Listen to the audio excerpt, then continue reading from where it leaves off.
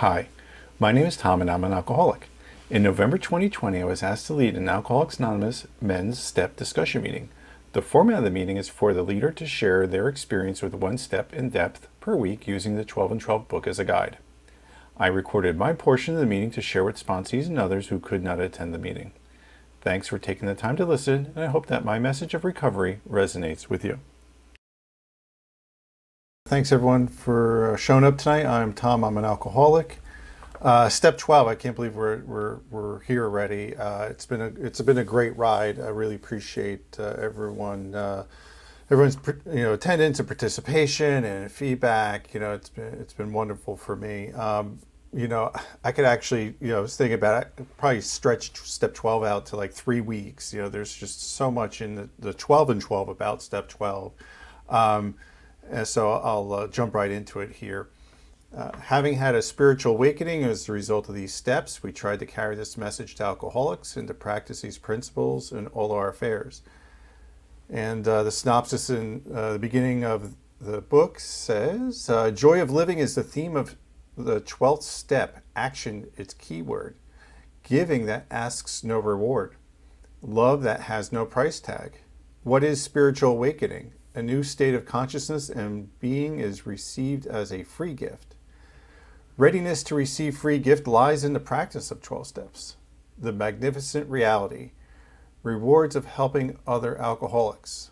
Kinds of 12th step work. Problems of 12th step work. What about the practice of these principles in all our affairs? Monotony, pain, and calamity turn to good use by practice of steps. Difficulties of practice, 2-stepping, switch to 12-stepping, and demonstrations of faith. Growing spiritual is the answer to our problems. Placing spiritual growth first. Domination and overdependence. Putting our lives on give and take basis. Dependence upon God necessary to recovery of alcoholics. Practicing these principles in all our affairs, domestic relations in AA, outlook upon material matters changes. So do feelings about personal importance, instincts restored to their true purpose. Understanding is the key to right attitudes, right action, key to good living. So even in the summary in the beginning, it's packed. And this is the biggest chapter in the 12 and 12. It's step 12 is 20 pages. I think the next longest is only 12 pages on step 4. And rightly so, and absolutely rightly so. So, I usually I say, well, why step 12? I've already done all this work. I've gotten through all my admitting I'm an alcoholic, life is unmanageable. I came to believe in a power could restore me to sanity. I decided to take action on that. I went through the trouble of inventory and then sharing that inventory. I started to look at my character defects and asking to have them removed and putting action in that area. I took the steps of making inventory of everyone I had harmed and then sought out those people and to make restitution. And then I started practicing the daily work of daily inventory and connecting with a higher power and learning to pause and meditate. And so all of that stuff brings me to step 12. And again, I always try to find the risk and the reward on each of these steps. And so really for step 12, it's about, just not finishing, not carrying the message maybe, or not practicing these principles in all my affairs, which causes me, again, selfishness, self-centeredness, spiritual malaise, discomfort, things which make me withdraw into myself and stop connecting with my higher power and with my fellow man, which then causes me pain and I know what I do with pain. I run from it, and the ultimate running for me is going back to the drink or the drug. Bill does mention one of the risks here in this chapter in page 113. He talks about 2-stepping it, which means we're fine with only two of them. The first step and that part of the 12th where we carry the message, right? So there's a possibility that I might do all this work, but then just go back to 1 in 12 or part of 12. And he says, the problem is sooner or later the pink cloud stage wears off and things go disproportionately dull. We begin to think that AA doesn't pay off after all. We become puzzled and discouraged. So there's my risk right there, being discouraged about AA. What are my promises? Man, this chapter is just chock full of promises. On the first page, on page 106, it says that we find emotional sobriety. I came for my drinking and I stayed for my thinking, as a common phrase, but not even my thinking, my emotions. AA has given me tools to observe and manage and adjust my emotions. And I get to a place, if I do all this work, continually do all this work, I get to a place of emotional sobriety, which means if I'm in a spot of emotional sobriety, I'm less likely to drink. And if I look at the other part of step 12, working with others, I go back to my big book, right? The first line in the chapter, working with others, it says, nothing will so much ensure immunity from drinking as intensive work with other alcoholics. So that's, that right there is, loaded with promises. As a matter of fact, I thought about it as I was doing this review before the meeting, that I think newcomers should jump right to step 12 in the 12 and 12. There is a description of life as a recovered alcoholic, which is full of promise and full of potential that would, if I would have seen this, I might have done the work sooner, because I would have wanted this. There is just some great stuff in here.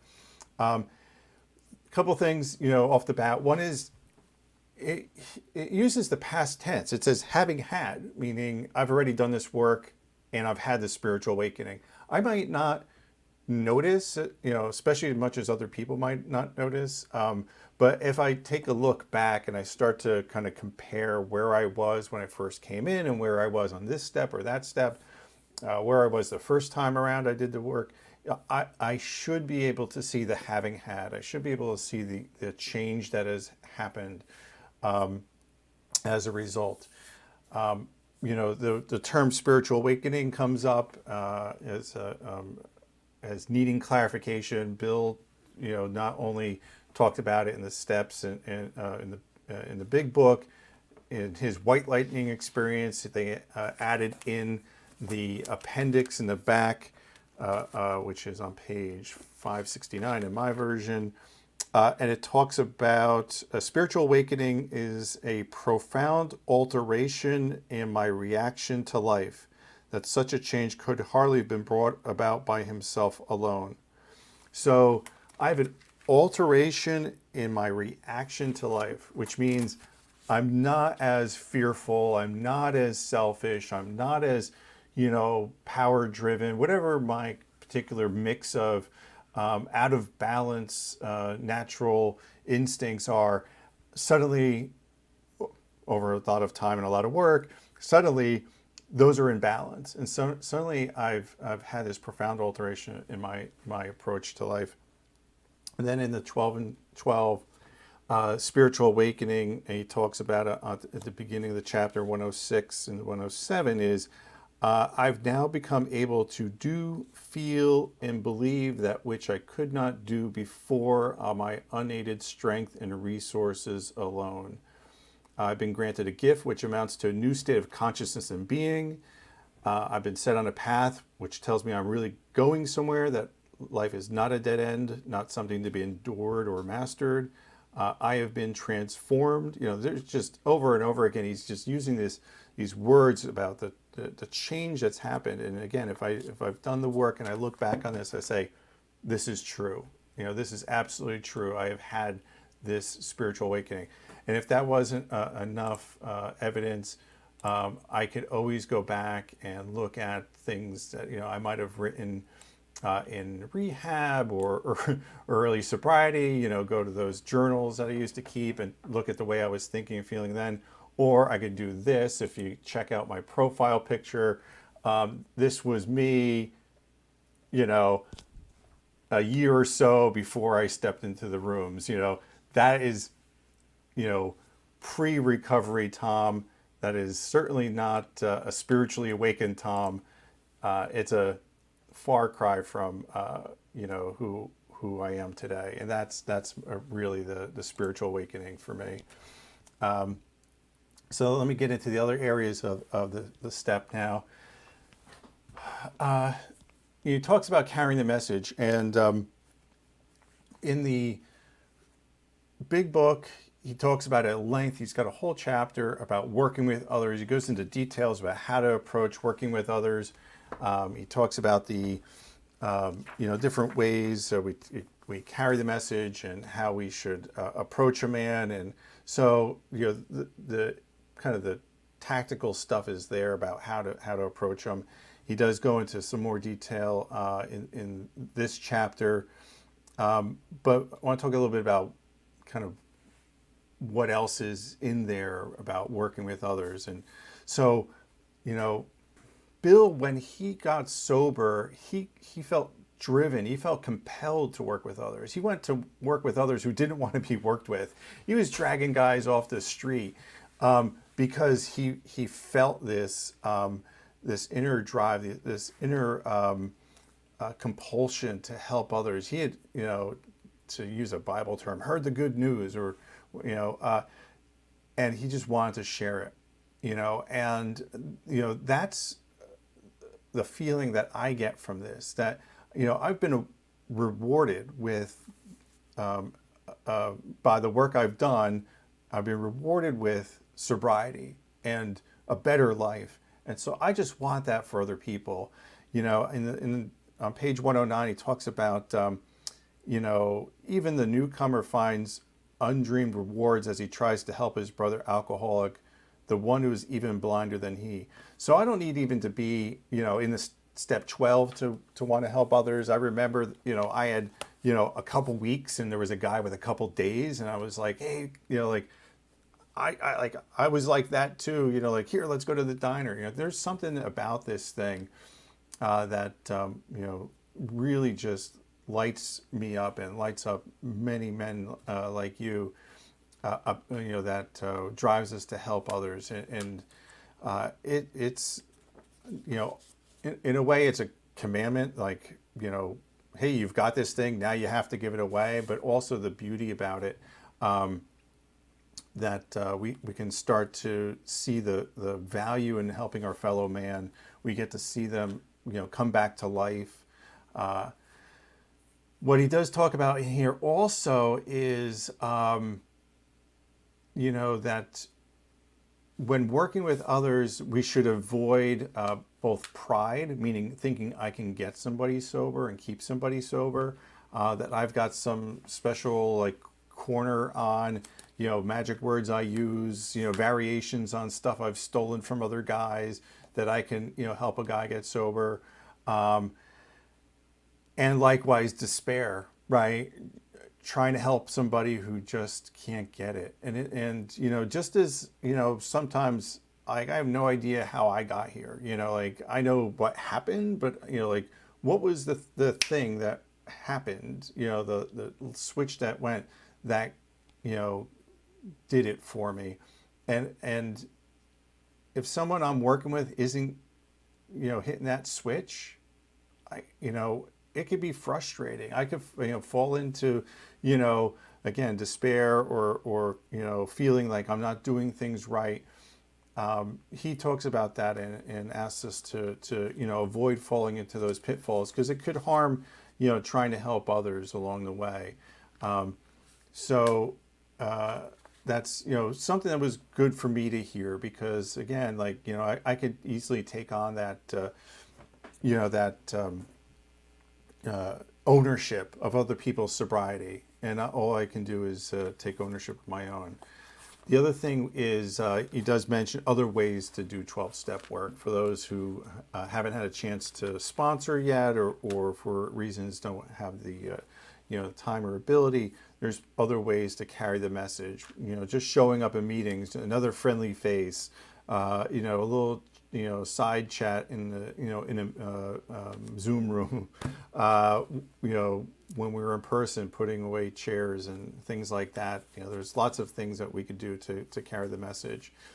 But the important thing is that it's part of my obligation to continue to keep AA's message alive and kicking.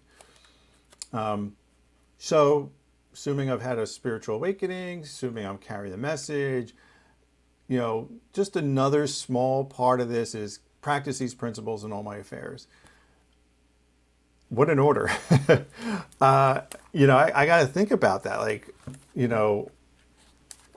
All my affairs and all these principles and what have I learned and where have I grown up in my life to be able to bring these principles into my life on a daily basis. The other 23 hours a day that I'm not in a meeting. Well, again, he addresses those in detail in this chapter, and it starts on page 111. And these are some great questions. And this could be almost like an inventory here. Now comes the biggest question. What about the practice of these principles in all our affairs? Can we love the whole pattern of living as eagerly as we do the small segment of it we discover when we try to help other alcoholics achieve sobriety? Can we bring the same spirit of love and tolerance into our sometimes deranged family lives that we could bring to our AA group? Well, it's easier to love you guys sometimes than it is to love my family. Can we have the same kind of confidence and faith in these people who have been infected and sometimes crippled by our own illness that we have in our sponsors? Can we actually carry the AA spirit in our daily work? Can we meet our newly recognized responsibility to the world at large? And he goes on for a couple more. So he already, he's starting to ask these questions like, okay, are you able to start to bring this and into these other relationships and these other situations? And what about calamity? What happens when things don't go our way? That's again on 112. Can we accept poverty, sickness, loneliness, and bereavement with courage and serenity? I've heard the phrase used, God won't give me more than I can handle. And, that's fine. But, there's been times where it's been pretty bad. And then what I realized is, that we were asked to, as humans, to burden a lot. And we have things we could fall back on, like our family, our sober brothers and sisters, our higher power, our experience to shoulder that. And, I'm just asked to, manage it as best as I can. When it says God won't give me more than I can handle, it doesn't say that I'm going to handle it well. It doesn't say that, I'm gonna handle this without crying my eyes out or blowing up. It just means what's the best I can handle when faced with life's problems. What's the best I can do in any given time? What resources am I going to fall back on and reach out to, and what principles am I going to bring to bear? I might not handle it gracefully, but as long as I don't drink over it, I've got a fighting chance. So, other principles that and other affairs that I've got. And again, he's got these examples here in the book. He talks about relationships and what are my character defects that I bring into my personal relationships? What are the dependencies, codependency that I put on these people in these relationships? Can I, manage these relationships? And I don't mean manage like tightly manage, but can I, be in these relationships without, digging it deeper hole with my character defects and my codependency? And can I, put some space between my reactions? Can I bring God into the relationships? Things like that will show that I'm starting to bring these principles into place here. Money, talks about money, a bit. Page 122, it talks about freedom from fear is more important than freedom from want. My money concerns are really are about fear. They're fear concerns more than money concerns. Matter of fact, most of my concerns are fear concerns than they are anything else. So, can I put the cart before the horse? Can I? He talks about being of service and doing a good job and living a good spiritual life before I worry about being the top provider and the top man and climbing that ladder. If I could do that, I might have a fighting chance of not having these emotional disturbances over money concerns and then he goes on to talk about power. I love this on page 123. He talks about what's the definition of alcoholics? Oh, they are childish, emotionally sensitive, and grandiose. And how much we resented that verdict. But when I do an inventory. I look at where I am, when I start this thing off and where I am in kind of an emotional maturity level. Yeah, I sensitive, absolutely. I think you're talking about me. I think you're thinking about me. Don't think I'm, dressed good enough. I don't think I talk well enough. And it puts me on edge, and then makes me lash out. And can I get over that childishness? Can I get over that sensitivity? Can I put these, put these spiritual principles in place so I don't react like that anymore? How's he put it here? Well-matured AAs, distorted drives return to their true purpose and direction. We humbly and gratefully exert ourselves in the spirit of love and service. So he gives us some clues about how to act and how to apply these principles so I don't fall back on being sensitive or childish or grandiose. We've been taught many spiritual principles throughout doing the steps, and it's in the literature and it's in the meetings, and so what are some of these and how do I apply them in my daily life? Somewhere in the book it tells me that love and tolerance is our code. I thought my code was get mine before before you get yours.